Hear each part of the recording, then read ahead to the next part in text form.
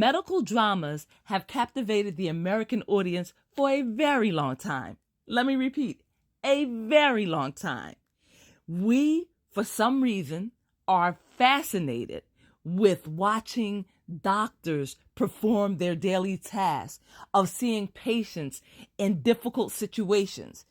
I don't know what it is about medical dramas that has us enthralled and coming back for more, but it seems like these programs are a staple in our viewing history.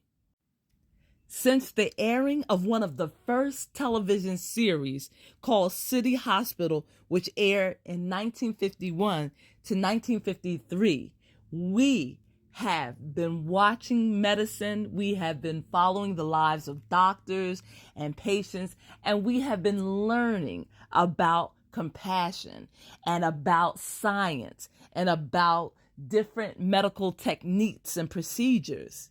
We, as a viewing audience, have been educated about diseases. We have been taught to look out for certain symptoms and signs. We've also been introduced to a very difficult and unfamiliar vocabulary, a medical vocabulary. So we have learned quite a bit through entertainment. And obviously, these medical dramas are not all the same. There was the 1952 to 1953 series called The Doctor, which allowed us, the viewer, to see the patients through the eyes of a general practitioner. There was also a primetime series called The Nurses, which aired from 1965 to 1967. Have you heard of The Intern? What about Breaking Point? My Aunt Lucille loved General Hospital, and that was aired in 1963 and is currently going on. It is a soap opera that evolves around a general hospital. Have you heard of Breaking Point? Or what about Marcus Welby, MD?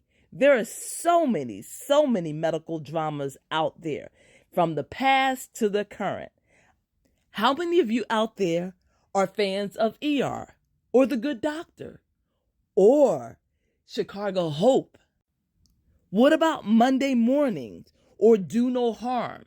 Let me tell you, Do No Harm was only one season. I liked it, but apparently I was the only one that liked it because it did not last. The list of medical dramas can go on and on, from Code Black to Mercy Street to The Resident to New Amsterdam, and my favorite, House, as well as Grey's Anatomy. And did you know Grey's Anatomy has a Spanish version called A Corazón Abierto, which is based on Shonda Rhimes' Grey's Anatomy.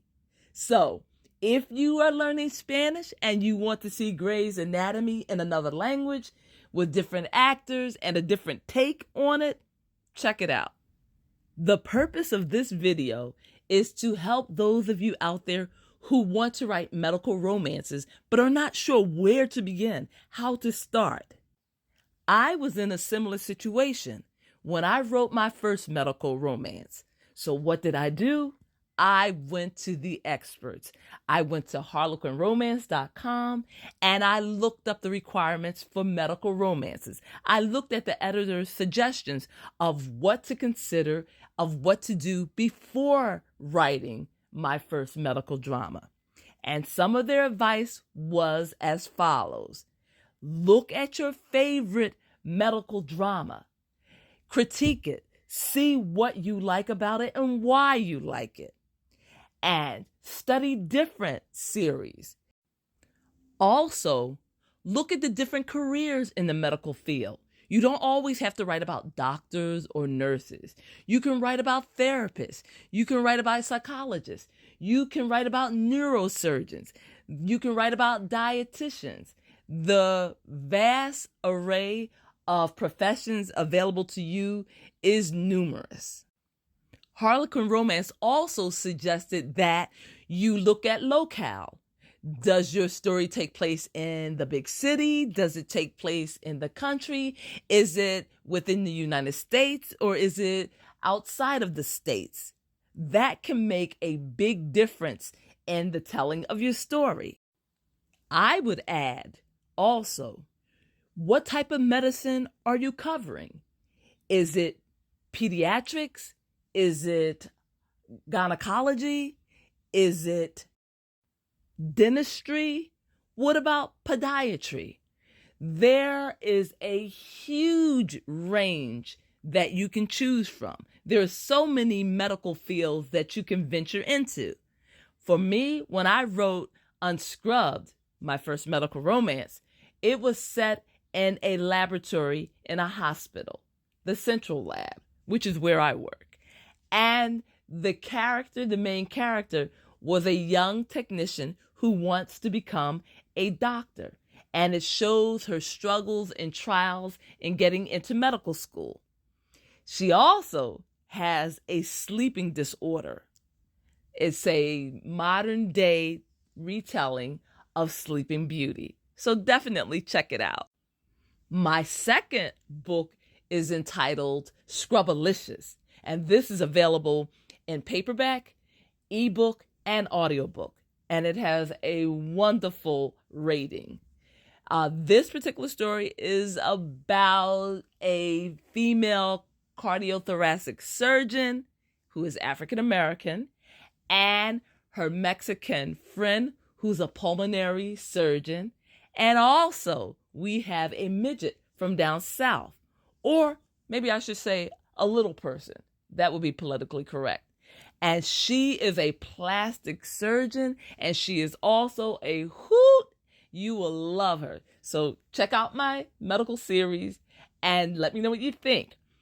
I also would like to say that in doing the research on how to write a medical romance, you can look at medical books. For me, what I did was I took anatomy in college, and I used my anatomy textbook. I used anatomy coloring books. I have a medical dictionary. I wanted to incorporate as much science in my writing as possible, but I wanted to do it on a simple level so that anyone can understand and anyone can enjoy. But my suggestion to you is that you do not have to get extremely technical to tell a medical romance. You can just give the illusion or the impression of being in a medical setting. Your job as the writer is to convince the reader that they are in a medical world. And you don't, as I say, have to get technical, but you just have to give that illusion. For me, I also read lots of biographies. I read a biography on the day in life in a surgeon. I also looked at numerous videos on YouTube, dissections, surgeries. I wanted to give an authentic feel to the story. I have worked in the medical field for 36 years, and I am in the lab. I am a specimen technician, and I love what I do, and I incorporate my knowledge in my writing. I have noticed over the years that there is a lack of diversity in the hospital setting. I've also noticed that certain departments within the hospital are predominantly occupied with people of color. Those departments are the cafeteria or dietary, as well as housekeeping or environmental services. I would also have to admit that I worked in the department, virology, where I was the only African American present. Medical romances are important, especially if they include people of color, because they allow young readers to hope and to believe and to dream.